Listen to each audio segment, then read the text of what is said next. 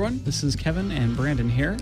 Welcome. Yeah, welcome to KZFR's Riding on Air. This is, I think this is, 3 or 4 shows past our year-long episode?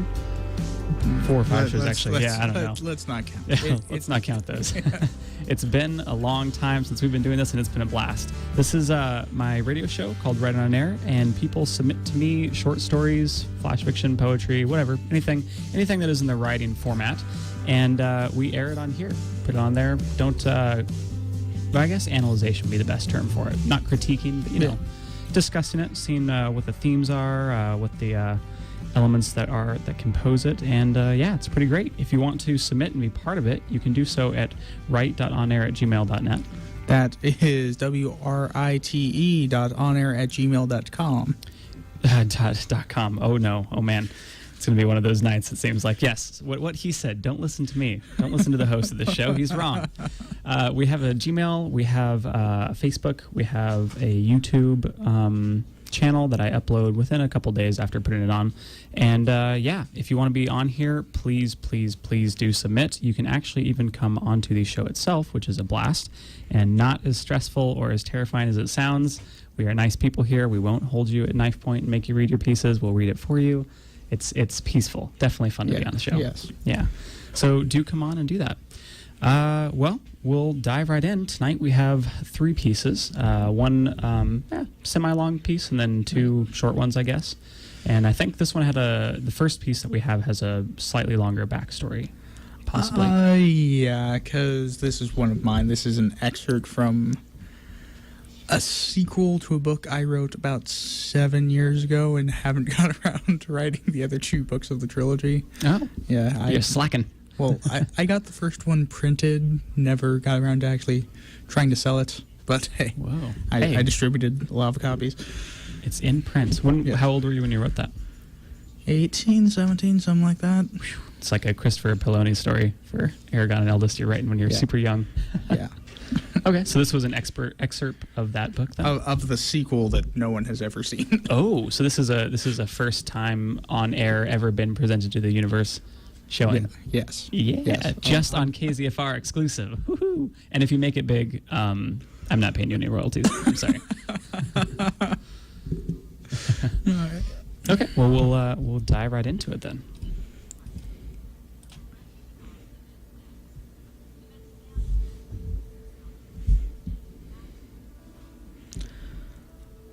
I saw something that threw me completely off balance. I had been expecting some run-of-the-mill woman from Dalek to come walking into the forge with an arrogant scowl scrawled upon her face, but instead I saw Cassandra stride into the forge with a purpose. She was wearing leather armor and had tied her hair back out of her eyes.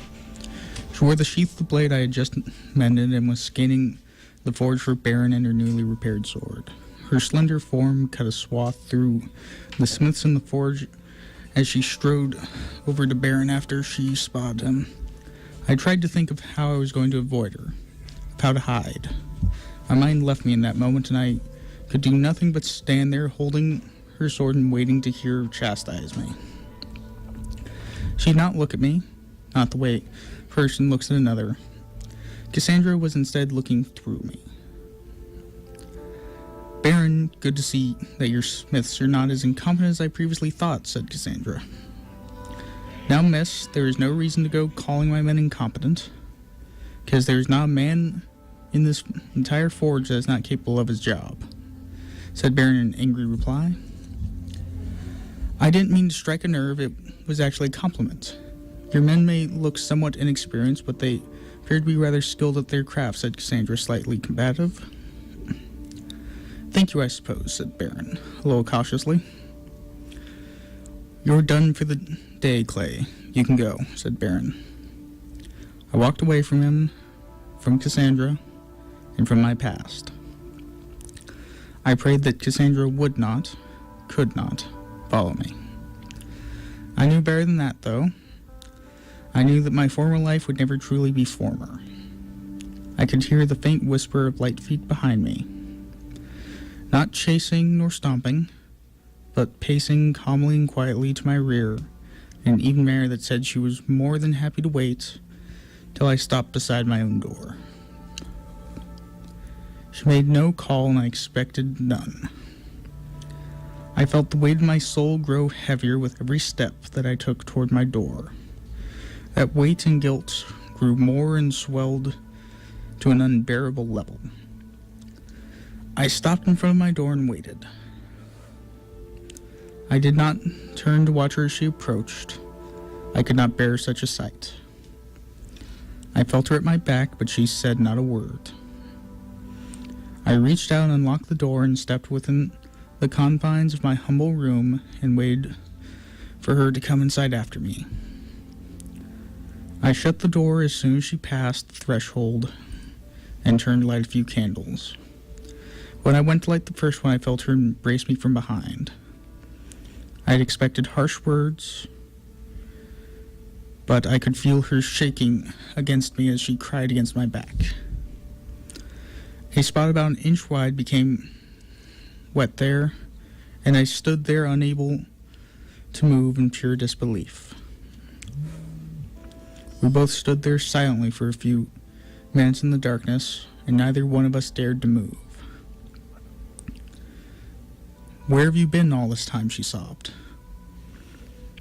"I've been right here. I left the house and Walker far behind," I said mournfully. "Why, though? Why did you do it, Nara? You pushed David and me out of that door and practically committed suicide. And your arm. Nero, your arm is gone." She was on the verge of tears again. I looked down to see her face for the first time since I had left the forge. Her brown eyes were wide and red. There were streaks running down her face from tears. I reached my hand out and wiped the streaks away. "Cassandra, I did what I did because I didn't want to see you or David get hurt. I've seen enough pain. I can live without my arm so long as I know that you two are safe." I said in reply, "Now please stop crying, Cassandra, because I don't think I can bear to see you cry anymore." Oh, man. That's a pretty deep piece there, dude. Give us... So, obviously there's a lot more to this story, because this is an excerpt. Yes, so there's a lot going on. This is actually part of the introduction to the second book. Oh, my goodness. This is a period after the end of the first one. Yeah. Yeah. Wow. Okay. Well, we can't. I guess we can't go into the full story of the first book because that would take probably a little bit longer than we have. No, it's a full novel. Yeah. So man. So I guess we can focus on. I mean, as far as background goes, obviously these are a book, one book, and this is the second one. So let's focus maybe more on, I guess, style that you have going here. Man, incredibly descriptive. Everything in here is just freaking phenomenal. There's a dialogue between two people going on that seems to be pretty intimate, but at the start is not intimate. It's like they just kind of met each other, and they don't actually break down until they're in private, which, man, I don't know. Very well done on that. Yeah, I focused a lot in this book on imagery for the most part. Whenever I went to sit down and write, I wanted to make it so that the reader, whoever was there, felt like they were standing there, sitting there, that they could see, smell, taste, touch. Yeah. What the room, the people, wherever I was. No, I think you've captured that really well. Honestly, like the descriptions of it's a forge, right, at the start here. Yes. Seems like. Yeah, I mean, I felt like I was there. That's usually something a lot of I don't want to say intro writers, really any writers at any level, have problems with is the descriptive part, the descriptive features of the story. Because I mean, in order to really give a nice, meaty version of what's going on, you have to put a lot in there.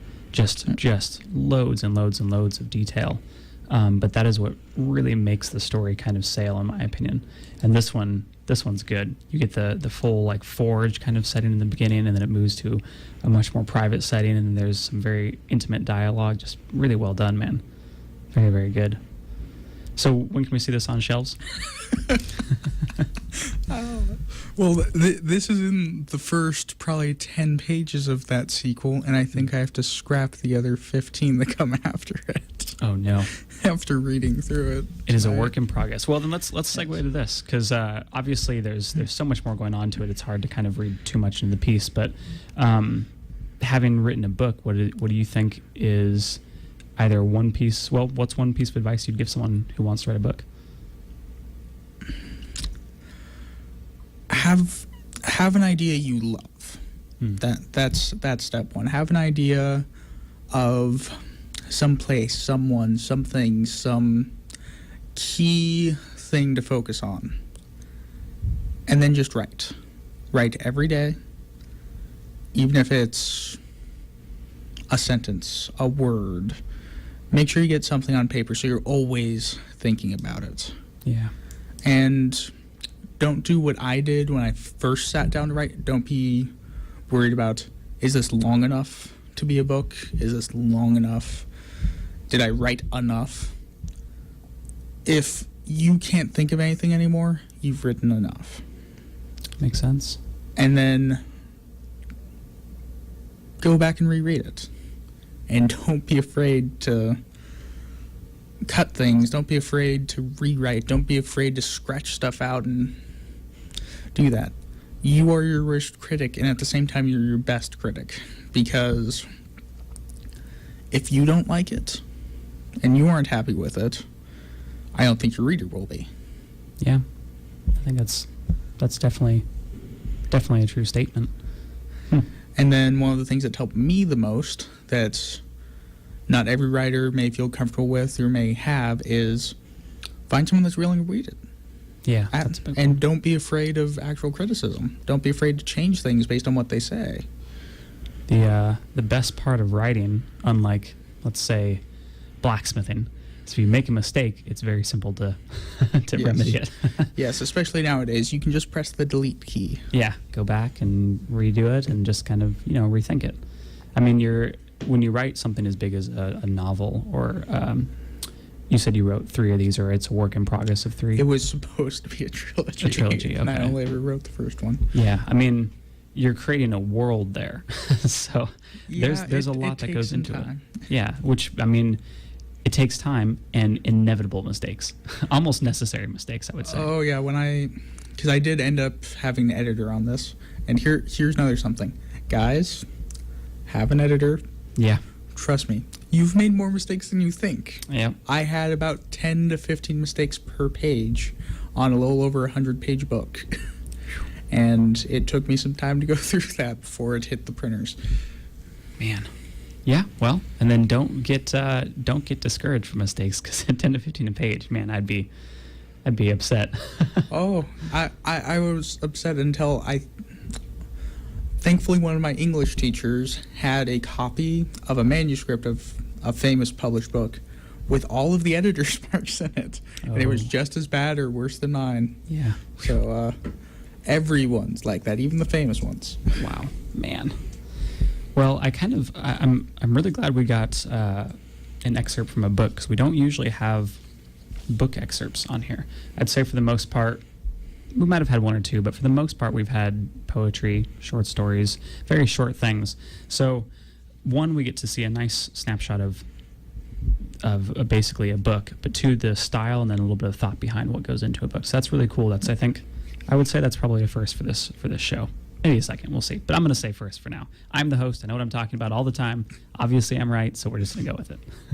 Don't laugh at me, Branden. I see that over there.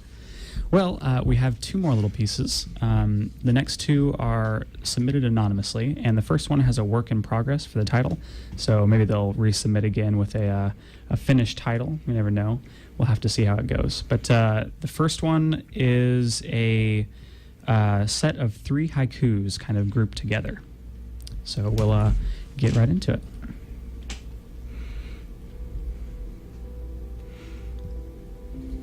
Kiss remarkable. Breathe in a new toxin now. Everything stands still. Deeper once again. Exhale to vent the worry. It is empty now. Question the new light. Backwards, reversed, turn around. Lose your mind again. So a real short piece. Haikus are for those who don't know, it's 575, I believe, for the syllables. So for this first one, kiss remarkable, there's 5 syllables there. The second line is breathe in a new toxin now, there's 7, and then the last line is 5 again. So they're very, very, very short snippets of what's going on. Any takes on these? Well, it is very short. Yeah. Can I have a look? Yeah, we have one piece of paper here, so we're passing around frantically. Yeah, they're very, I don't know, consolidated is the best way to put that in my mind.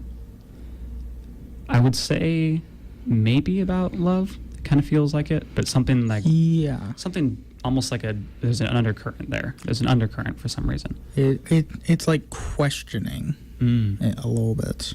Yeah. Because the first haiku is almost like this is a new drug, almost, or something. Kiss remarkable, breathe in a new toxin now. Like they're not sure if this, like this feels great, but they're not sure if this is poisonous. There's some worry there, yeah. And then deeper once again, exhale to vent the worry. They're worried about this. Yeah. It is empty now. I'm not quite sure about that. And then the last one is question the new light, backwards, reversed, turn around, lose your mind again. It's almost like someone going on a drug trip. It's this is new, it's great, it's amazing, but I'm not sure if this is going to hurt me. And then I'm worrying about it. And at the end, you're questioning it, and then you turn around, you lose your mind again, and you just repeat the cycle. Yeah.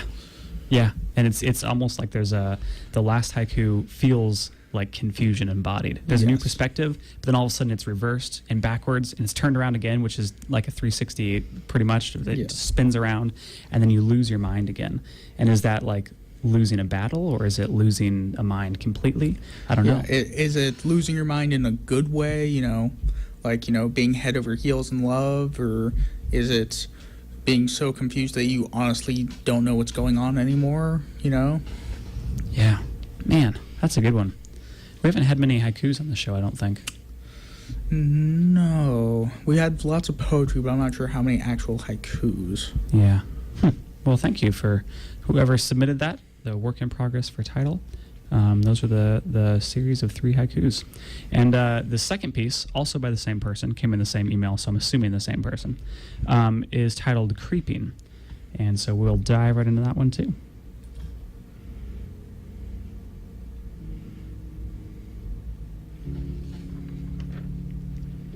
Creeping.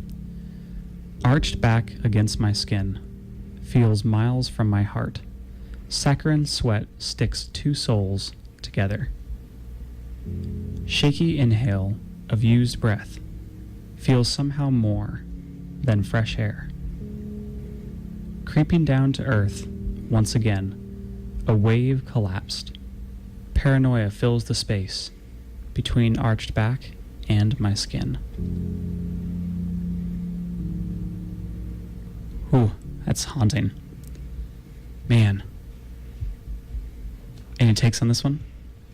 It's a love piece, by the sounds of it. It sounds like a love piece, yeah. But also, I would say the same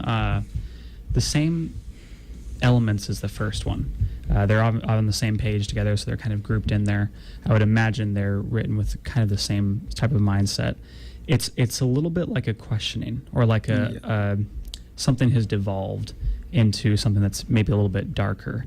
What's the last line on that last one?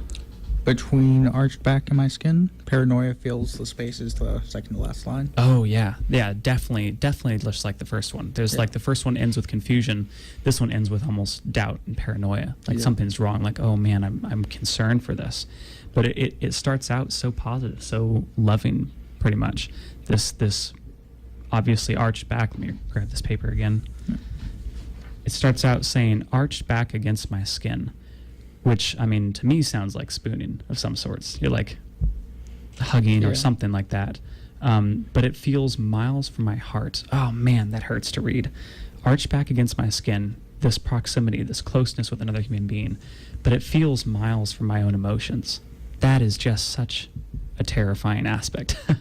But I mean, I think it makes sense in a lot of like newfound loves, maybe, or one night stands or anything. I don't know. What do you think? It feels like someone that doesn't know what they want yet. Yeah, that's a big one. It feels like they aren't sure if this is okay. Yeah. Shaky inhale of used breath. To me, I picture like a kiss, because if you've ever kissed someone intimately before and it has been ongoing, most often, or more often than not, I would say, you inhale someone else's breath because there's proximity there. But it feels somehow more than fresh air. For some reason, that proximity, that closeness is just so vital. Oh man, this piece just drips with, I don't know, I don't want to say angst, but maybe like, I don't know, longing probably is a word for it, I would say. Shaking inhale of used breath. I don't know, there's a word I'm looking for, but I can't seem to find it. The best way I can describe it is wanting to get closer, but there's that paranoia of whether or not it's okay to get closer. Yeah. Doubt almost. Yeah, doubt might be a good word. Doubt, fear in some sense. Oof. What terrible, terrible emotions to mix together. Love and paranoia. Oh, that seems like a recipe for like a murder scene or something. Maybe. Or just a bad breakup. I don't know. Well, man, so let's usually towards the end of the show, which it looks like we're kind of heading towards the end of the show right now, we like to go over and look at the pieces that we have and see if there's anything else we can kind of touch on again or appreciate or revisit. The first piece we had was an excerpt from what might be a trilogy at some point. Yes. This would be the second book, though, right?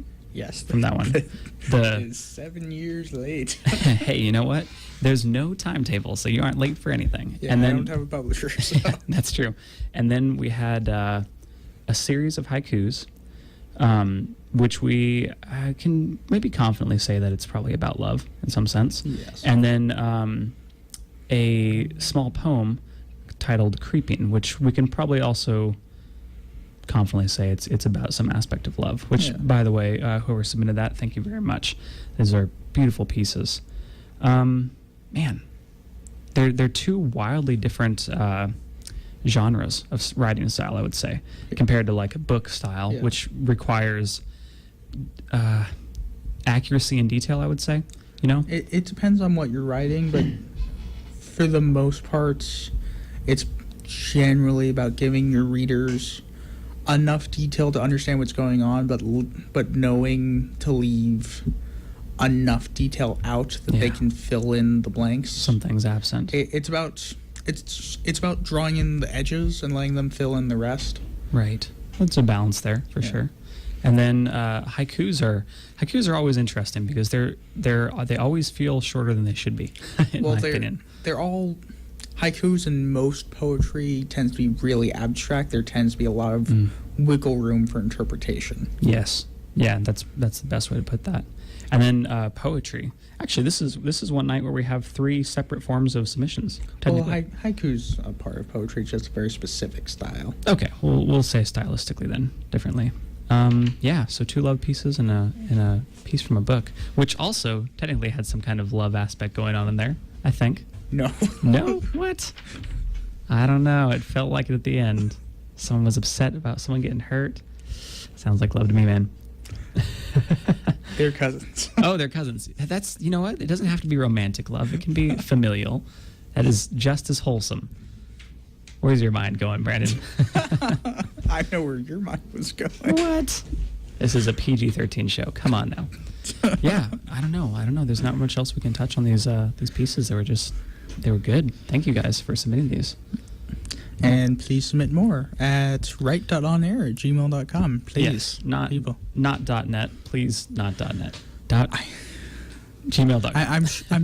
I'm sure Google owns gmail.net. I just don't know where it goes. Yeah. It's being faded away quickly. Yeah, but if you do want to submit, please be part of the show. Submit to our show. You can view the shows either on kzfr.org after.